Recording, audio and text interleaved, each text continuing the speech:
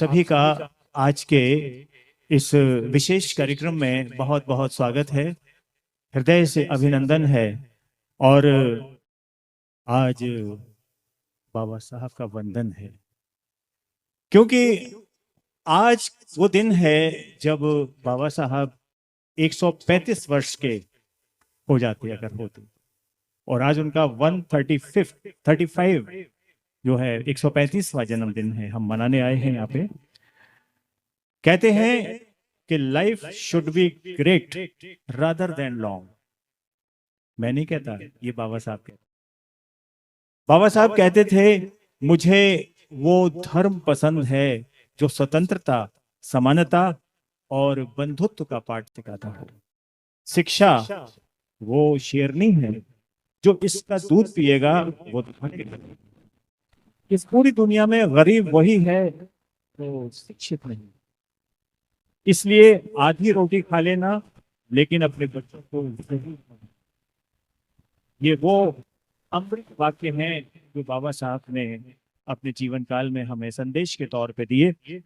मंदिर जाने वालों की लंबी लंबी कतारें जिस दिन पुस्तकालय की ओर मुड़ जाएंगी, मंदिर जाने वालों की लंबी लंबी कतारें जिस दिन पुस्तकालय की ओर मुड़ जाएंगी, उस दिन मेरे देश को महाशक्ति बनने से कोई नहीं रोक सकता।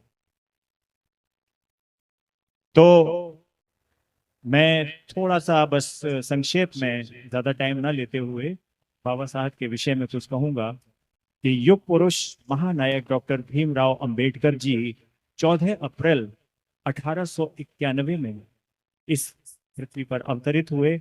उनका परिनिर्वाण दिवस 6 दिसंबर 1956 रहा, यानी कि 65 ईयर्स का उन्होंने अपना जीवन काल। स्कूल में टीचर भेदभाव जरूर किया करते थे उनसे, बचपन में बहुत सारी परेशानियां उन्होंने झेली। तो टीचर करते थे कि उनको क्लासरूम से बाहर निकाल देते।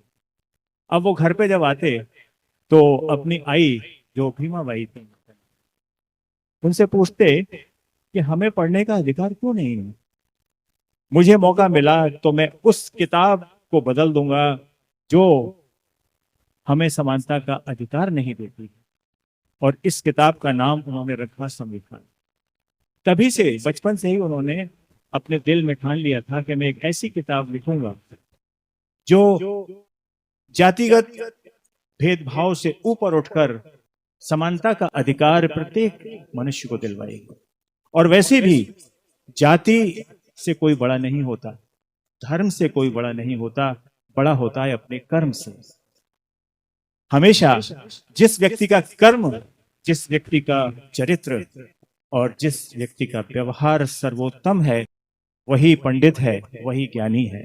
अदरवाइज पंडित अगर अज्ञानी है तो हम उसे पंडित नहीं कहेंगे। पंडित वही है जिसको कि पर्याप्त ज्ञान है। यही बाबा साहब की धारणा थी। 1990 में बाबा साहब को भारत ने भारत रत्न की उपाधि प्रदान, जो कि एक बहुत ही माइलस्टोन था उनकी लाइफ का। लेकिन देर से मिला, लेकिन टाइम पर मिल गया। और महिला उत्थान के लिए, जन आंदोलन के लिए, न्याय के लिए, सामाजिक समरसता के लिए तमाम तरह की उन्होंने अपने प्रयास किए और वो सफल भी हुए। संविधान के विषय में वो लिखते हैं कि हिंदू, मुस्लिम, सिख, ईसाई सबको समान लिखा है, मिटाकर जाति पाति भेदभाव बाबा साहब ने संविधान लिखा है। उन्होंने जीवन में सिर्फ 3 गुरुओं का सहारा लिया। पहले गुरु थे तथागत बुद्ध, दूसरे गुरु संत कबीर, तीसरे ज्योतिबा फूले। तो बाबा साहब के विषय में मैं एक बात और कहूंगा कि पिछली बार जब हम ये प्रोग्राम कर रहे थे, ये मैं एक पर्सनल बात बता रहा हूं आपको, तो इसी तरह से हम लोग सब यहाँ इकट्ठे थे, तो किसी व्यक्ति ने ये प्रश्न किया कि भाई बाबा साहब की जयंती मनाना तो ठीक है, लेकिन इस दिन संगीत का सत्र रखने की क्या जरूरत है। ये क्वेश्चन आया मेरे पास। तब मैंने उसको जवाब दिया उस व्यक्ति को कि शायद आपको अभी अधूरा ज्ञान है। अगर किसी बात को आप रिएक्ट कर रहे हैं तो उसकी जानकारी तो रखिए कम से कम।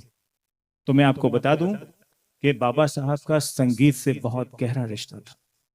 अब कैसे कि बाबा साहब के जो पिताजी थे राम जी सकपाल, वो बहुत शिक्षित व्यक्ति थे और फौज में सूबेदार के पद से रिटायर हुए थे। रिटायर किया उन्होंने, वॉलंटरी रिटायरमेंट लिया था। वो बहुत अच्छे गायक थे। उनके भाई, जिसको कि वो बाला भाई कहते थे, एक आनंद था, मंजुला उनकी बहन थी, और एक गीता नाम था एक बहन का। वो जब सब लोग बैठ जाया करते थे शाम को चौपाल पर, सब आस पड़ोस के लोग आ जाया करते थे, तो चूंकि वो कबीर के अनुयायी थे, कबीरदास जी के, तो निर्गुण पंथी जो रचनाएं, कबीर की भक्ति रचनाएं हुआ करती थी, तो वो बैठकर सस्वर उनका पाठ किया करते थे। तो वहीं से अंबेडकर जी के हृदय में संगीत के प्रति लगाव पैदा हुआ, और वो सभी लोग, कहना चाहिए कि संगीत के प्रति बहुत जागरूक थे। तो अगर हम आज का दिन संगीत एक गीतांजलि के तौर पे बाबा साहब को निवेदित कर रहे हैं तो कोई गलत नहीं है। हम लोग उनकी संगीत की जो आत्मा है उसको जीवंत करने के लिए यहाँ पर उपस्थित हैं। तो ये बहुत ही सार्थक कार्यक्रम है जो हम और आप अभी पेश करेंगे। तो अंत में बस इतना ही कहूंगा कि बाबा साहब ने एक जगह लिखा, मोको कहाँ ढूंढे रे बंदे, मैं तो तेरे पास में। मोको कहाँ ढूंढे रे बंदे, मैं तो तेरे पास में। नामे मंदिर नामे मस्जिद, ना काबा कैलाश में। नामे जप में, नामे तप में, नामे व्रत उपवास में। खोजी होए तो तोते मिलहूं, पल भर की तलाश में। कहे कबीर सुनो भाई साधु, मैं तो हूं विश्वास में। कबीरदास जी का ये छंद बाबा साहब को बहुत पसंद था, जो वो अक्सर गाया करते थे। तो आइए अब ज्यादा देर न करते हुए आज के इस प्रोग्राम को हम शुरू करेंगे।